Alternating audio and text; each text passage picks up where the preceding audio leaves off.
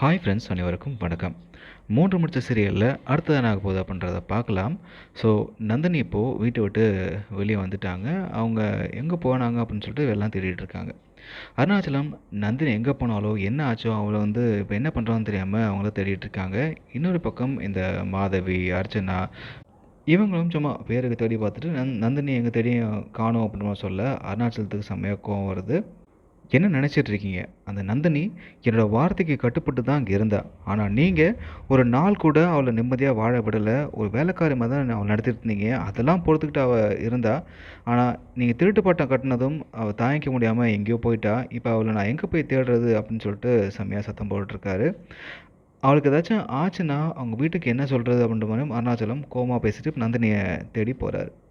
அப்போ சுந்தரவல்லி அருணாச்சலத்துக்கிட்ட அவளை தேடி போங்க, கண்டுபிடிங்க. ஆனால் திரும்பவும் அவள் இந்த வீட்டுக்குள்ளே வரக்கூடாது அப்படின்னு சொல்ல அவர் செம்மையாக கடுப்பாயிடுறாரு. இன்னொரு பக்கம் இப்போ நந்தினி என்ன பண்ணுறாங்க அப்படின்னா, இப்போ எங்கே போகிறேன்னு தெரியாமல் ஒரு ஆட்டோவில் இருக்கும் பொழுது அந்த திருடனுங்களை பார்த்துடுறாங்க.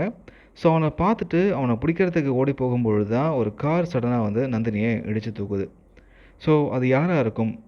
அர்ச்சனாவா இல்லை சூர்யாவா அப்படின்றது தெரியல. பெருசாக அடி எதுவும் இல்லை. பட் நந்தினி மயக்கமாகறாங்க. என்ன ஆச்சு அப்படின்றத வெயிட் பண்ணி பார்க்கலாம். உங்களுக்கு என்ன தோணுது அப்படின்றத கமெண்ட்டில் சொல்லுங்கள்.